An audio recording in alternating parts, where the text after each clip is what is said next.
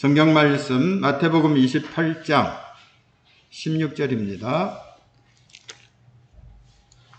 마태복음 28장 16절에서 마지막 절 20절까지 교독으로 봉독합니다. 16절 열한 제자가 갈릴리에 가서 예수께서 지시하신 산에 이르러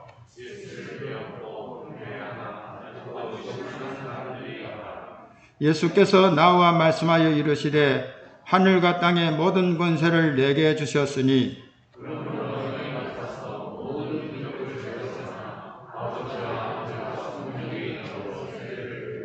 합독합니다. 내가 너희에게 분부한 모든 것을 가르쳐 지키게 하라. 볼지어다 내가 세상 끝날까지 너희와 항상 함께 있으리라 하시니라. 아멘. 지상명령이라는 주제를 가지고 말씀 전하도록 하겠습니다. 본문은 마태복음의 마지막 부분인데요. 부활하신 예수님께서 갈릴리로 가셔서 그곳에 모인 11명의 제자들에게 특별히 당부한 말씀이 되겠습니다.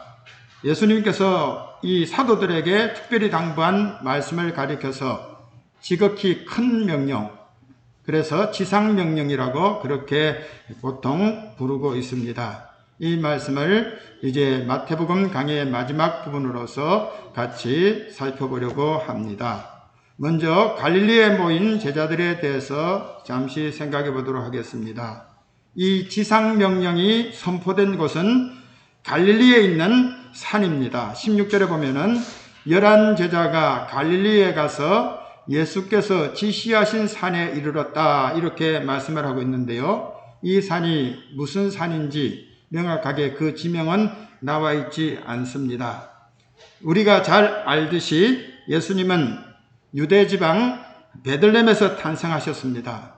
하지만 우여곡절을 겪어서 유년 시절은 갈릴리 지방에 있는 나사렛이라고 하는 동네에서 생활하셨기 때문에 예수님을 가리켜서 나사렛 예수라 그렇게 부르지 않습니까? 이렇게 30세가 되도록 갈릴리 지역 그곳에서 생활하셨음을 보게 됩니다. 또한 그의 공생애도 마찬가지입니다. 공생애 사역 초기에 갈릴리 가버나움 땅으로 거주지를 옮기게 되고요.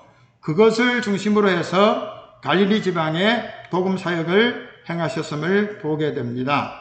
갈릴리 지역은요, 이스라엘 나라의 지도를 보면 제일 북방 지역에 해당이 되겠습니다. 이 예루살렘이 있는 이 아래쪽 지방이 유다 지방이고요. 그리고 중간 지역이 이 사마리아 지역이고요. 그리고 이 갈릴리 호수가 있는 이 위쪽 지방을 가리켜서 갈릴리 지방이다 이렇게 부르는데요. 예루살렘에서부터 이렇게 멀리 떨어진 지역이죠. 그리고 이 이방인의 땅과 붙어있는 이 변방 지역이라고 할 수가 있겠습니다. 그래서 이곳에 사는 사람들은 그다지 혜택을 받지 못한 사람들이 주를 이루고 있었다 말씀드릴 수가 있겠습니다. 그래서 교육도 제대로 받지 못한 사람이 많았기 때문에 유대 사람들, 이 유대에 살고 있는 사람들이 이 갈릴리 출신들을 아주 멸시하고 또 사람 취급도 제대로 하지 않았다는 사실이 되겠습니다. 우리 예수님께서 빌립에게 전도를 하셔서 빌립이 예수님을 구주로 영접하고 이제 전도를 하러 친구 나다나엘에게 찾아가서 예수님을 소개하니까 나사렛 출신이라고 하니까 나다나엘이 빗대지요, 비꼬지요. 나사렛에서 무슨 선한 것이 날 수 있느냐. 그만큼 그들이 이 나사렛 그 갈릴리 지역 사람들을 무시했다는 말씀 아니겠습니까? 또 요한복음 7장에 보면은 갈릴리에서는 선지자가 나지 못한다.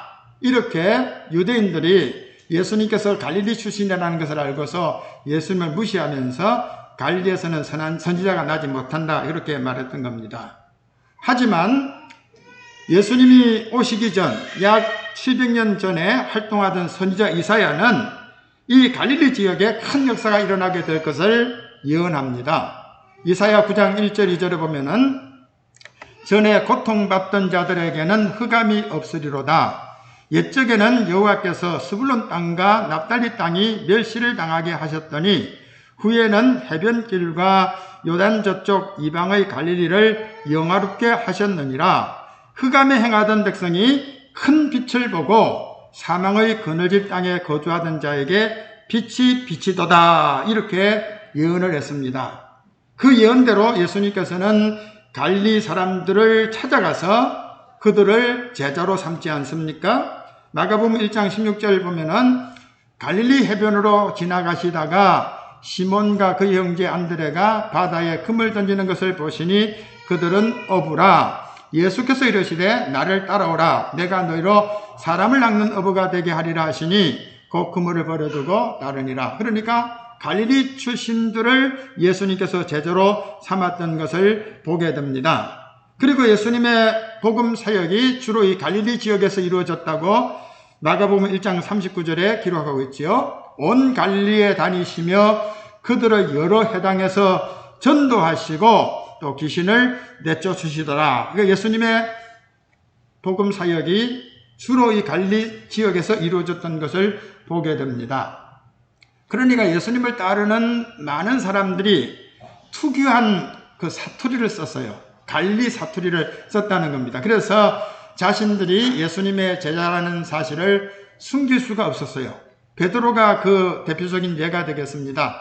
예수님 모른다고 이렇게 부정을 하는데 그 말을 듣고서 이런 말을 하죠. 사람들이 나와 베드로에게 이르되 너도 진실로 그 도당이라 내 말소리가 너를 표명한다 하거늘. 이 말이 뭡니까? 갈릴리 출신들로서 갈릴리 그 억양, 그 사투리를 사용했기 때문에 결국 들통이 나고 말았다 하는 그런 말씀 아니겠습니까?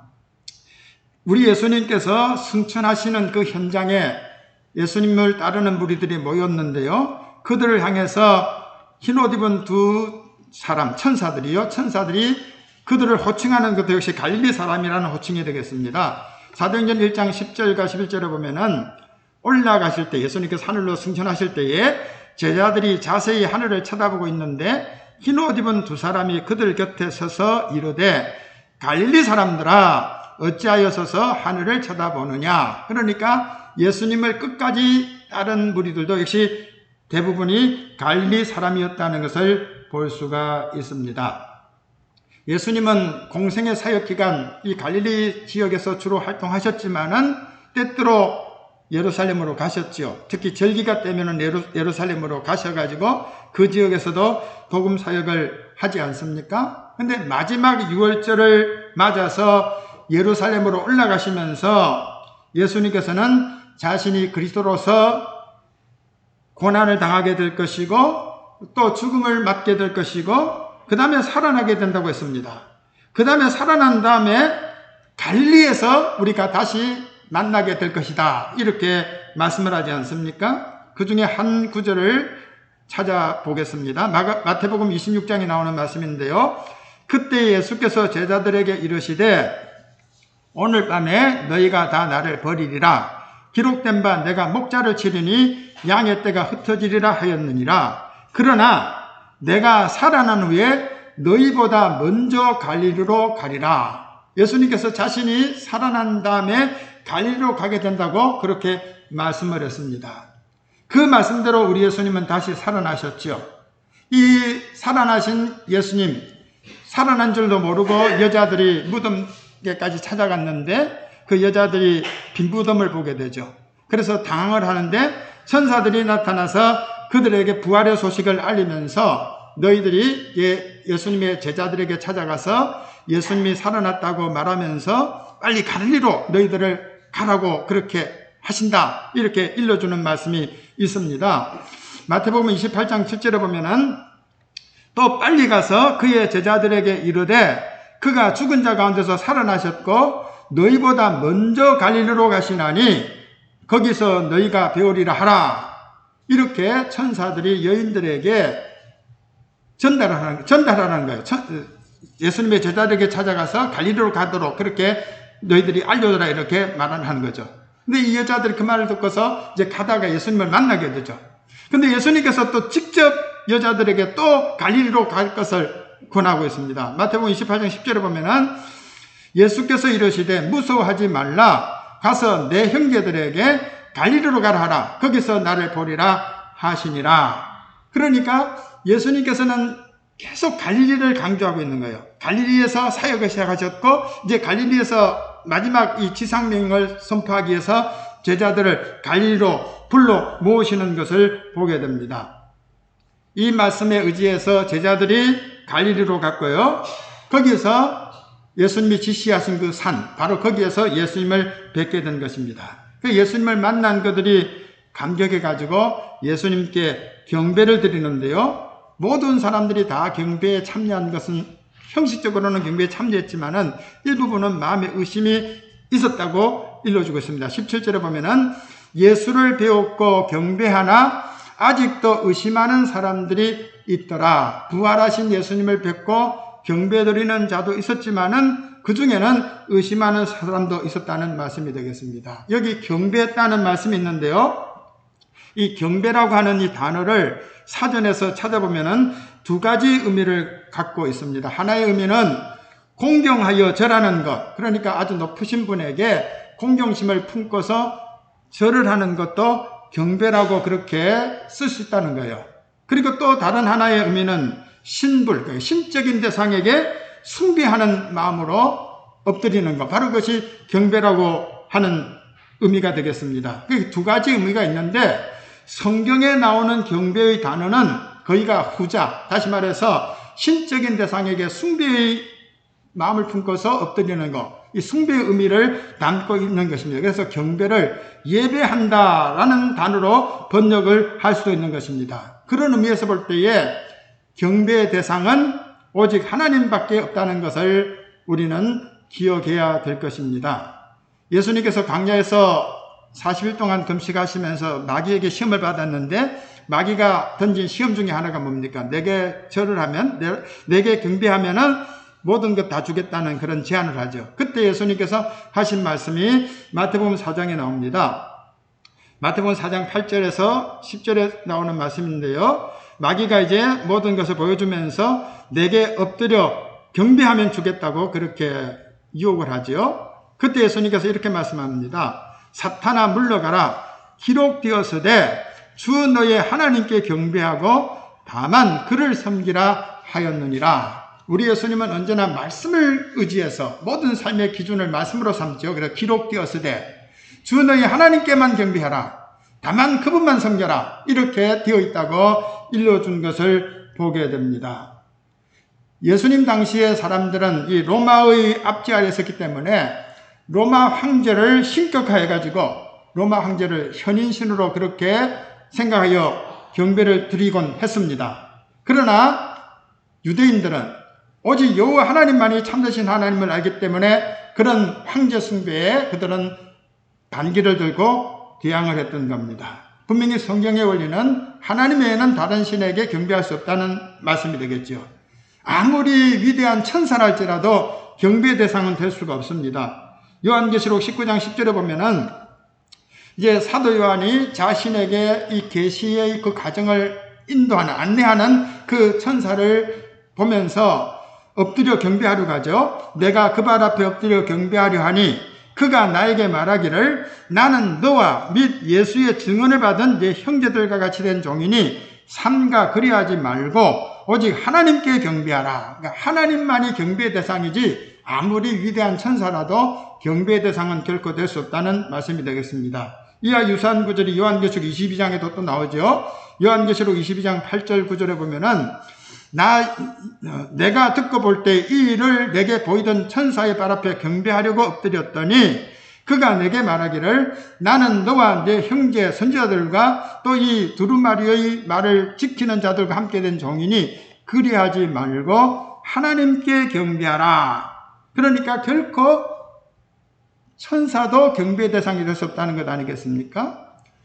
그렇다 할진데 우리 사람도 물론입니다. 사람 아무리 위대한 훌륭한 자랄지라도 경배의 대상은 될 수가 없는 거죠. 사도행전에 보면은 이제 고넬료의 집에 베드로가 찾아가서 말씀 전할 때에 이 고넬료가 베드로를 신적인 존재로 그렇게 아주 높이면서 엎드려 경배하려고 하죠. 엎드려 절하려고 하죠. 그러니까 베드로가 뭐라고 말합니까? 일어서라, 나도 사람이라. 그러니까 결코 아무리 성령 충만하고 은혜 가득한 그런 지도자를 할지라도 결코 숭배 대상이 될 수 없다는 것을 일러주는 것 아니겠습니까? 베드로만 아니라 바울 사도도 마찬가지죠. 루스드라에서 안전병기를 일으키는 그 사건 속에서 그곳 사람들이 이제 바울과 바나바를 대단한 인물로 생각을 하죠. 그래서 신들이 사람의 형상으로 우리 가운데 내려오셨다 이렇게 생각을 하면서 바나바를 제우스 신으로, 그렇게 바울을 헤르메스 신으로 생각해서 이제 제사를 드리러 가죠. 그럴 때에 두 사도가 자기들의 옷을 찢으면서 분명히 말을 하죠. 이런 헛된 일을 버리고 천지와 바다와 그 가운데 만물을 지으시고 살아계신 하나님께로 돌아오라, 이렇게 일러주고 있습니다. 우리도 여러분과 같은 성정을 가진 사람이라. 그러니까 사람은 결코 숭배의 대상이 될 수 없다는 것을 말하고 있습니다. 로마 가톨릭교에서는 마리아를 숭배의 대상으로 세우는데 얼마나 그것이 비성경적인가를 우리들이 자각해야 할 것입니다. 그런데 마태복음을 기록한 이 저자는요, 예수님은 경배의 대상이라는 것을 계속 강조합니다. 예수님이 탄생하셨을 때에 동방의 박사들이 와서 뭐란 말입니까? 그의 별을 보고 그에게 경배하러 왔다, 그렇게 말하지 않습니까? 그리고 또 베들레헴에 있는 주님을 찾아가서 아기께 경배하고, 엎드려 아기께 경배하고 보배압을 열어 황금과 유황과 모략을 예물로 드렸다. 주님이 어린아이, 보잘것없는 어린아이 모습이었지만은 그분이 경배의 대상이라는 것을 분명히 마태는 이 박사들의 경배를 통해서 깨우쳐 주었던 것을 보게 됩니다. 그뿐입니까? 예수님의 그 기적 사건 속에서 많은 사람들이 예수님께 경의를 표하죠. 풍랑을 잔잔케 하시는 사건이 있은 다음에 배에 있는 사람들이 예수께 절하며 이르되 진실로 하나님의 아들이로소이다. 그냥 공경심을 가지고 절한 것이 아니고 하나님의 아들, 신적인 존재로 알고서 그들이 절을 했다는 거예요. 바로 이것이 경배라고 할 수가 있겠습니다. 오늘 본문 말씀에도 역시 지난주에도 우리들이 부활절 그 본문 28장 9절에서 봤듯이 여자들이 나와 그 발을 붙잡고 경배했다 하는 그런 말씀이 있고요. 또 오늘 7절, 17절 말씀에도 예수를 배웠고 경배했다 말씀을 하고 있습니다. 마태는 분명히 이런 기록들을 통해서 예수님이 경배를 받으실 만왕의 왕이라는 사실을 우리에게 증언을 한 것입니다. 마태뿐이겠습니까? 많은 성경의 저자들이 예수님의 신성을 우리에게 일러주면서 그분에게 경배하는 것이 당연하다고 가르쳐주고 있습니다. 빌립보서에 보면은 지극히 높여 그 모든 이름 위에 뛰어난 이름을 주사 하늘에 있는 자들과 땅에 있는 자들과 땅 아래에 있는 자들로 모든 무릎을 예수의 이름에 꿇게 하시고 모든 입으로 예수 그리스도를 주라 시인하여 하나님 아버지께 영광을 돌리게 하셨다. 주님께 무릎 꿇고 경배하는 것은 당연한 의무다. 성도의 당연한 자세다. 이렇게 일러주고 있습니다. 특히 요한계시록에 보면요, 예수님께서 찬양을 받고 경배받는 장면들이 많이 나오는 것을 보게 됩니다. 그 중에 한 군데를 보겠습니다. 요한계시록 5장 11절에 보면은 보좌와 생물들과 장로들을 둘러선 많은 천사의 음성이 있으니 그 수가 만만이요 천천이라 큰 음성으로 이르되 죽임을 당하신 어린 양은, 죽임을 당하신 어린 양이 누굽니까? 예수님이죠. 그분은 능력과 부와 지혜와 힘과 존귀와 영광과 찬송을 받으시기에 합당하도다 이렇게 외치는 거예요. 그러니까 그 소리에 화답하는 이들인데 하늘 위에와 땅 위에와 땅 아래와 바다 위에서와 또 그 가운데 모든 피조물이 이르되 보좌에 앉으신 이와 어린 양에게 성부와 성자가 동등이라는 거죠. 찬송과 존귀와 영광과 권능을 세세토록 돌릴지어다. 이런 말씀들을 통해서 우리는 예수님이 하나님의 본체시며 경배를 받으실 합당한 분이라는 것을 분명히 깨달아 알 수가 있습니다. 그래서 모든 천상교회 그 예배자들, 내생물, 이사장로, 천군천사, 모든 만물이 다 주님 앞에 경배를 드리는 것을 볼 수가 있습니다. 오늘 우리들도 예수님이 나의 경배를 받기 합당한 분이라는 것을 분명히 자각해야 될 것입니다. 그런데 이 경배의 자리에 참여한 무리들 가운데 의심하는 자도 있었다고 말씀하고 있습니다. 그렇지 않습니까? 예수를 배웠고 경배하나 아직도 의심하는 사람들이 있었다고 말씀하고 있습니다. 왜 의심했을까요? 예수님이 이전의 몸하고 달랐다는 겁니다. 신령한 몸이라는 거예요. 신령한 몸으로 우리 주님께서 부활하신 것 아니겠습니까? 그래서 갑자기 나타나셨다가 갑자기 사라지는 거예요. 곁에 계신데도 못 알아보는 거예요. 그러다가 나중에 또 알게 되는 거예요. 문은 다 닫아두었는데 문도 열지 않고 그들 가운데 나타나셨다가 분명히 만져봐라. 나는 영이 아니다. 이렇게 말씀하셔놓고 또 사라졌다 이거예요. 그러니까 참 이해하기가 힘든 거죠. 십자가에 달리시기 전 예수님하고 부활하신 예수님하고 분명히 그분인데 그럼에도 불구하고 다르다 이거예요. 그러니까 의심을 할 수밖에 없었던 겁니다. 하지만 그분의 십자가에 달렸을 때 그 흔적, 상흔, 십자가 상흔, 그 손의 못자국과 그 옆구리의 그 상처를 볼 수만 있다면은 도마처럼 우리들도 올바른 신앙 고백을 할 수 있지 않겠습니까? 요한복음 20장 27절에 보면은 도마가 예수님의 부활을 부정했는데 도마가 있는 자리에 우리 예수님께서 나타나셔서 말씀하시죠. 내 손가락을 이리 내밀어 내 손을 보고 내 손을 내밀어 내 옆구리에 넣어보라. 그리하여 믿음 없는 자가 되지 말고 믿는 자가 되라. 도마가 대답하여 이르되 나의 주님이시요 나의 하나님이십니다. 예수님의 그 십자가 흔적을 보게 된다면은 도마처럼 의심이 많은 자라 할지라도 엎드려져서 주님이라고 고백하지 않을 수 없고 하나님이라고 고백하지 않을 수 없을 겁니다. 그때 예수님께서 이런 말씀을 붙이시죠. 너는 나를 본고로 믿느냐? 보지 못하고 믿는 자들은 복되도다. 이렇게 말씀했습니다. 여러분, 21세기를 살아가는 우리들, 여러분들은 예수님을 보지 못하지 않았습니까? 그런데도 불구하고 우리들이 예수님을 믿습니다. 예수님의 그 십자가 사건을 현장에 가보지도 않았지만은 우리는 예수님의 그 십자가 대속을 의지하면서 예수님을 주님이라고 고백을 하며 나를 주님께 의탁합니다. 이게 어떤 역사입니까? 성령의 역사입니다. 성령이 아니면은 그렇게 되어질 수 없다는 거죠. 고린도전서 12장 3절에 보면은 성령으로 아니하고는 누구든지 예수를 주시라 할 수 없느니라. 여러분들이 그저 이론적인 것이 아니라 정말로 내 마음속에 예수님이 나의 주님이십니다. 예수님이 내 죄를 대신해서 십자가에 못 박혀 돌아가셨습니다. 예수님이 흘리신 보혈의 피로서 내가 제사함 받고 하나님의 자녀가 되었습니다 하는 이 믿음이 내게 있다면, 그래서 입으로 시인하고 마음으로 고백을 한다면, 마음으로 믿고 입으로 시인하여 고백을 한다면 분명히 여러분들은 모두 성령을 받은 자이라는 거 우리들이 자각할 수 있습니다. 뭐 성령 받아서 이상한 무슨 방언을 한다거나 뭐 이상한 일을 할 때에 내가 성령 받았다고 하는 것이 아니라 이 고백, 예수님이 나의 주님입니다는 이 고백이 내 심령 깊은 곳에서부터 진정으로 우러난다면은 여러분 모두 성령을 받은 자라는 것을 자각해야 할 것입니다. 보지 못하고 믿는 자가 복이 있다고 말씀했는데 베드로 사도님이 이런 말씀을 합니다.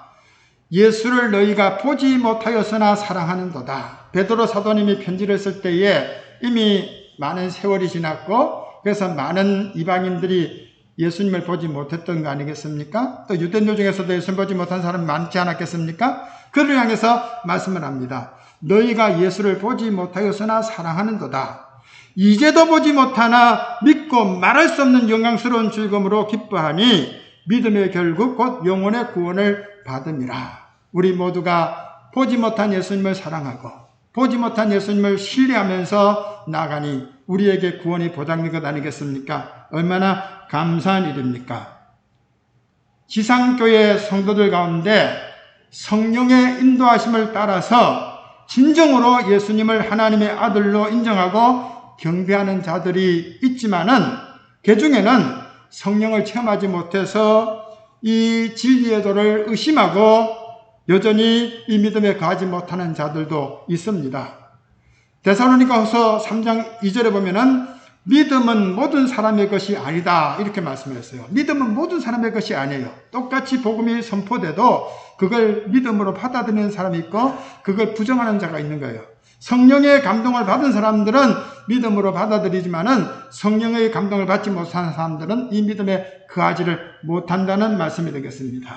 이렇게 믿음으로 이 말씀을 받아들이지 못하고 의심하는 자가 있다면은 우리가 어떻게 해야 되겠습니까? 그들을 배척할 것이 아니라 나같이 완악하고 나같이 의심받은 사람도 성령께서 감화하셔서 예수 믿게 하셨듯이 저들도 하나님의 은혜 속에서 성령의 감동을 받아서 우리처럼 예수님을 주님이라고 고백할 수 있는 은혜를 달라고 그들의 영혼을 위해서 기도해야 되지 않겠습니까? 유다서 1장 22절에 보면은 어떤 의심하는 자들을 국물이 여겨라 말씀하고 있어요. 신앙의 수준이 아직도 낮고 그래서 의심하고 이 교회에 방황하는 사람이 있을 때 우리들이 그들을 무시할 것이 아니라 정말로 그 영혼을 불쌍히 여기는 마음 가지고 그들을 위해서 늘 기도하는 삶을 살아야 될 것입니다. 부활하신 예수님께서 갈릴리에 나타나셔서 그들에게 자신의 살아나심을 보이실 때에 경배하는 자도 있었고 또 그 중에 의심하는 자도 있었다는 말씀을 나누었습니다. 바로 그 자리에서 예수님께서 이런 말씀을 하십니다. 예수님이 자신의 권세를 증거하고 있습니다. 어떤 권세를 증거하고 있습니까? 하늘과 땅의 모든 권세를 내게 주셨다. 하늘과 땅의 모든 권세를 내게 주셨다 말씀하고 있습니다. 예수님께서 권세자라는 거예요. 앞서 요한복음 17장 2절에도 말씀하고 있죠. 아버지께서 아들에게 주신 모든 사람에게 영생을 주게 하시려고 만민을 다스리는 권세를 아들에게 주셨다. 예수님께서는 만민을 다스리는 권세를 가지고 있다는 거예요. 그래서 그 권세를 가지고서 사람들에게 영생을 주는 것, 이것이 주님이 행하신 일이라고 말씀을 했는데요. 우리 예수님께서 가지신 권세가 얼마나 위대한지 우리들이 기억해야 될 것입니다. 바울 사도님께서 에베소서에서 예수님이 가지신 권세를 이렇게 노래합니다. 에베소 1장 20절에 보면은 그의 능력이 그리스도 안에서 역사하사 죽은 자들 가운데서 다시 살리시고 하늘에서 자기의 오른편에 앉히사 모든 통치와 권세와 능력과 주권과 이 세상뿐 아니라 오는 세상에 일컫는 모든 이름 위에 뛰어나게 하시고 또 만물을 그의 발 아래에 복종하게 하시고 그를 만물 위의 교회의 머리로 삼으셨다 말씀을 하고 있어요. 예수님은 이런 권세라는 것을 기억해야 되겠습니다. 예수님이 가지신 권세 몇 가지만 나열을 해보겠습니다. 먼저 심판하는 권세가 있죠. 아버지께서 아무도 심판하지 아니하시고 심판을 다 아들에게 맡기셨다. 끝날에 주님이 오셔서 세상을 심판하는 거예요. 사람이 뭐 잘했다 잘못했다 이런 판단들은 다 왜곡된 거예요. 우리 주님이 바르게 심판할 날이 반드시 오게 될 것입니다. 그리고 주님께 어떤 권세가 있습니까? 죄 사하는 권세도 있어요. 주님이 우리를 심판하시지만은 죄를 제대로 갚지 아니하시고 우리의 허물과 죄를 용서해 주시는 그런 죄를 사하는 권세도 주님 앞에 주님께 있다는 말씀이 되겠습니다. 예수님 당시의 종교 지도자들 대제사장들과 장로들은 예수님이 아주 그들의 눈밖에 난 존재로 생각하는 거죠. 그래서 무시하죠. 예수님께서 채찍을 휘두르면서 성전을 청결케 했을 때에 따지지 않습니까? 어떻게 따집니까? 내가 무슨 권위로서 이런 일을 하느냐? 누가 이 권위를 주었느냐? 대제사장이 허락을 하고 또 종교 지도자들이 허락해서 장사를 하는데 왜 내가 방해하느냐고요. 무슨 권위를 가지고서 누구에게 받은 권위를 가지고서 이렇게 채찍을 휘두르느냐 이렇게 따지지 않습니까? 그리고 총독 빌라도나 그리고 헤롯 임금은 자신들이 가지고 있는 그 세상 권세를 뽐내면서 예수님을 멸시하면서 나는 너를 놓을 수도 있고 너를 죽일 수도 있다 이렇게 큰소리치 않습니까? 이렇게 종교 지도자들이나 세상 권세자들의 눈으로 볼 때에 예수님은 참 볼품없는 존재였을지 모릅니다. 하지만 그분은 하늘과 땅의 모든 권세를 가지고 계셨기 때문에 결국 그분께서 그 권세를 가지고서 죽은 자도 살리시고 귀신도 내쫓고 온갖 병자들을 다 고쳐주셨고 물을 포도주로 변화시키시고 오병이어로 5,000명을 먹이시고 바람과 물결을 잔잔하게 하시고 사람들의 죄악을 용서도 해주신 것 아니겠습니까? 죽음에서 부활하신 예수님은 이제 또 하나의 권세를 가지게 됩니다. 요한계시록 1장 18절에 보면은 내가 이제 세세토록 살아있어 사망과 음부의 열쇠를 가졌다. 이제 예수님께서 부활하심으로써 사망의 권세까지도 장악하게 되셨다고 그렇게 말씀을 하고 있습니다. 여러분, 우리도 그 권세 있는 주님을 신뢰하고 그 권세 아래 내가 서 있음에 대해서 감사하는 그런 마음을 품어야 할 것입니다. 이제 지상명령에 대해서 같이 생각해 보도록 하겠습니다. 지극히 큰 명령이라고 말씀드릴 수가 있겠는데요. 그 말씀이 오늘 본 말씀의 마지막에 나오는 내용이 되겠습니다. 19절에 그러므로 너희는 가서 모든 민족을 제자로 삼아 아버지와 아들과 성령의 이름으로 세례를 베풀고 내가 너희에게 분부한 모든 것을 가르쳐 지키게 하라. 바로 이것이 지상명령이 되겠습니다. 권세 있는 주님께서 11명의 사도, 교회에게 주신 중대한 명령이라고 말씀드릴 수가 있겠습니다. 모든 민족을 제자로 삼아라 말씀을 했어요. 예수님이 공생의 사역 기간 동안에는 모든 민족에게 복음을 전하라고 하지 않으셨어요. 제자들을 파송하면서도 분명히 제안을 하시죠. 이방인의 길로도 가지 말아라. 사마리아인의 고을에도 들어가지 말아라.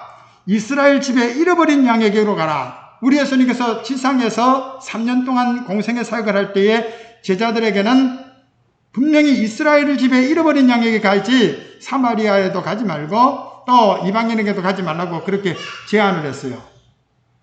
가나안 여자가 수르보니게 여자, 가나안 여자가 그 귀신 들린 딸을 고쳐달라고 예수님께 와서 애걸을 할 때도 예수님께서는 분명히 단호하게 말씀을 하시죠.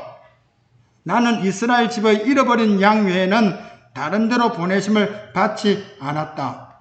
육신으로 예수님이 오셨을 때는 이스라엘이라고 하는 그 영역 속에서 주로 갈릴리 지역에서 사역을 하셨던 것을 보게 됩니다. 그러나 이제는 십자가로 대속 사역을 이루신 이때는 주님께서는 모든 민족을 제자로 삼으라고 그렇게 당부를 하십니다. 십자가로서 이방인과 유대인 사이에 이 간격, 이 막힌 것, 이걸 주님께서 해결하셨기 때문 아니겠습니까? 에베소서 2장에 말씀하고 있습니다. 그러므로 생각하라. 너희는 그때의 육체로는 이방인이요. 우리는 분명히 이방인이죠. 우리 유대인 아니잖아요. 또 손으로 육체 행한 할례를 받은 무리라 칭하는 자들로부터 할례를 받지 않은 무리라 무할례자라 이렇게 불림을 받다는 거예요. 하나님 언약 백성이 아니라는 거예요. 그러니까 이방인이며 하나님의 언약 백성이 아니라는 그런 말씀이 되겠죠. 그때에 너희는, 이 그때라는 말은 예수님이 십자가 지시기 전이라는 거예요. 그리스도 밖에 있었다. 우리 그리스도 안 사람이 아니잖아요. 그리스도 밖에 사람이죠. 이스라엘 나라 밖에 사람입니다. 약속의 언약들에 대해서도 외인입니다. 세상에서 소망도 없고 하나님도 없는 자였습니다. 이것이 우리 과거의 모습이에요. 이제가 뭡니까? 예수님이 십자가에 달려서 피 흘려주신 이때입니다. 이제는 전에 멀리 있던 너희가 그리스도 예수 안에서 그리스도의 피로 가까워졌다. 이제 하나님께 나갈 수 있는 길이 열렸다는 겁니다. 그는 우리의 화평이신지라 둘로 하나를 만드사 유대인과 이방인의 걸 하나로 만드셨다는 겁니다. 원수된 것, 곧 중간에 막힌 담을 자기 육체로 하시고 주님이 십자가에 피 흘려서 자신을 희생하심으로써 이런 화평의 사역을 이루셨다는 말씀 아니겠습니까? 법조문으로 된 계명의 율법을 폐하셨으니 이는 이 둘로 자기 안에서 한 새 사람을 지어 화평하게 하시고 십자가로 이 둘을 한 몸으로 하나님과 화목하게 하려 하심이라. 원수된 것을 십자가로 소멸하시고 오셔서 먼데 있는 너희에게 평안을 전하시고 가까운 데 있는 자들에게 평안을 전하셨으니 이는 그로 말미암아 우리 둘이 유대인과 이방인들이 한 성령 안에서 아버지께 나아감을 얻게 하려 하심이라. 그러므로 이제부터 너희는 외인도 아니요 나그네도 아니요 오직 성도들과 동일한 시민이요 하나님의 권석이라. 우리 이방인들이 이런 은혜를 힘입게 되었다는 그런 말씀이 되겠습니다. 이제 우리는 이 성령의 시대에 하나님의 복음의 빚진 자로서 이제는 우리들도 복음을 전해야 되는데 복음 전할 때에 인종차별 없이 모든 사람들에게 복음을 전해야 될 것입니다.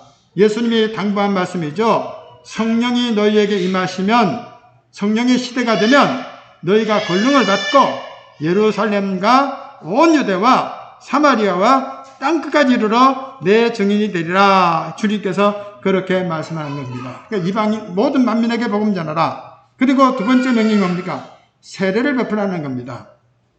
제자를 삼고 아버지와 아들과 성령의 이름으로 세례를 베풀으라고 했어요.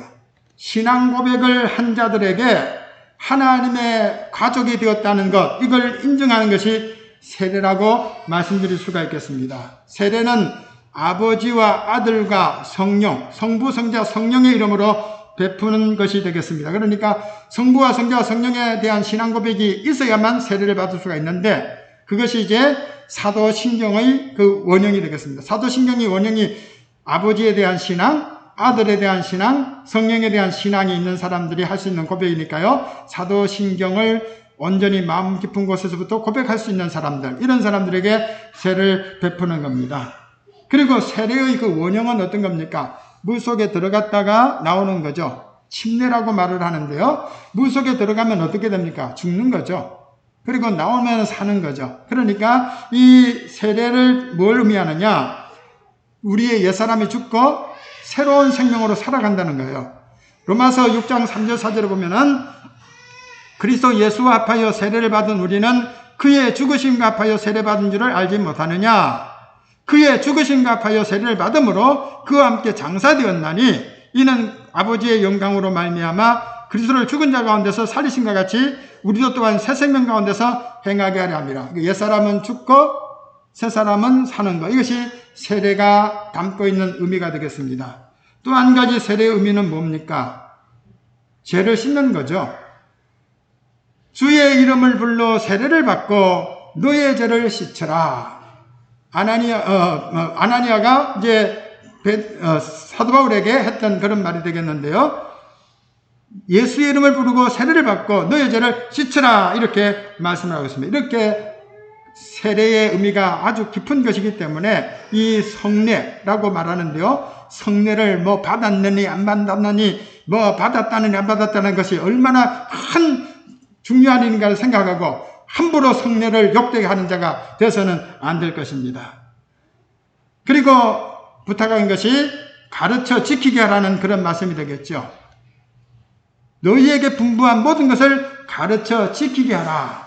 우리가 예수님의 제자가 되었는데 이제 또 제자화를 해야 되는 거예요. 계속해서 복음 전해서 제자화를 해야 된다는 겁니다.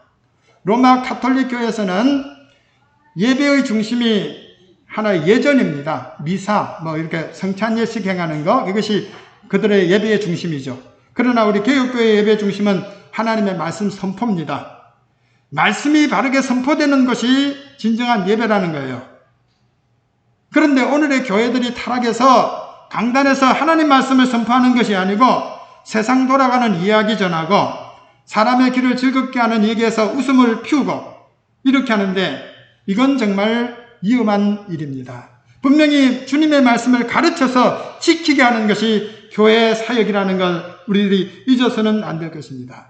사람들은 진리의 말씀에 관심이 없어요. 세상 얘기만 들으려고 해요. 그렇지만 우리는 진리의 말씀을 전하고 들어야 될 것입니다.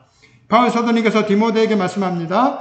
너는 말씀을 전파하라. 때를 얻든지 못 얻든지 항상 힘써라. 범사의 오래 참음과 가르침으로 경책하며 경계하며 권하라. 때가 이르리니 사람이 바른 교훈을 받지 아니하며 기가 가려워서 자기의 사욕을 따를 스승을 많이 두고 또 그 길을 진리에서 돌이켜 허탄한 이야기를 따르리라. 그러나 너는 모든 일에 신중하여 고난을 받으며 전도자의 일을 하며 내 직무를 다하라. 이렇게 말씀을 하고 있습니다. 아무리 시설이 잘 갖추어져 있고 아무리 많은 사람들이 모인다 할지라도 하나님의 말씀이 왜곡되게 전달된다면 참된 교회라고 할 수가 없습니다. 그렇기 때문에 성도들은 강단에서 하나님 말씀이 바르게 선포되도록 말씀 선포하는 사람들을 위해서 기도해야 할 것입니다. 바울 사도께서 데살로니가 교우들에게 당부하죠. 너희는 우리를 위하여 기도하기를 주의 말씀이 너희 가운데서와 같이 퍼져나가 영광스럽게 되고 하나님의 말씀이 바르게 선포될 수 있도록 말씀 사역자들을 위해서 기도하라고 바울 사도께서 말씀하고 있는 것을 보게 됩니다. 아울러 우리는 들은 말씀을 그대로 우리의 삶에 적용하며 실천해 나가야 되겠는데요. 예수님의 교훈의 요지가 뭡니까? 사랑입니다. 사랑을 실천함으로써 우리가 주님의 제자된 것을 증명할 수 있는 것 아니겠습니까? 예수님이 말씀합니다. 새 계명을 너희에게 주노니 서로 사랑하라. 내가 너희를 사랑한 것 같이 너희도 서로 사랑하라. 너희가 서로 사랑하면 이로써 모든 사람이 너희가 내 제자인 줄 알리라. 여러분, 우리는 하나님의 나라와 관계없던 이방인이요 죄인이었습니다. 그러나 예수님이 피 흘려서 우리의 죄를 속하시고 우리를 구원하여 하나님의 친백성 되게 하셨으니 얼마나 감사한 일입니까? 이 은혜를 받았으니 우리들도 이 복음을, 값없이 받은 복음을 값없이 전하는 그런 삶을 살아야 되지 않겠습니까? 그러기 위해서는 하나님 말씀 부지런히 배우고 말씀이 왜곡되지 않도록 바르게 선포하고 그리고 그 사랑을 온전히 실천해 나가야 될 것입니다. 갈릴리의 그 미천한 사람들을 통해서 복음 전파의 일꾼이 되게 하셨던 우리 주님께서 아무것도 아닌 나를 사용하셔서 주님의 복음을 증거하기를 기뻐한다는 사실을 깨닫고 주님의 도구가 되어서 주님 복음 전하는 일에 앞장서고 동참하는 우리 모든 성도들이 되시기를 축원합니다. 499장 찬송하면서 예비하신 헌금 드리겠습니다.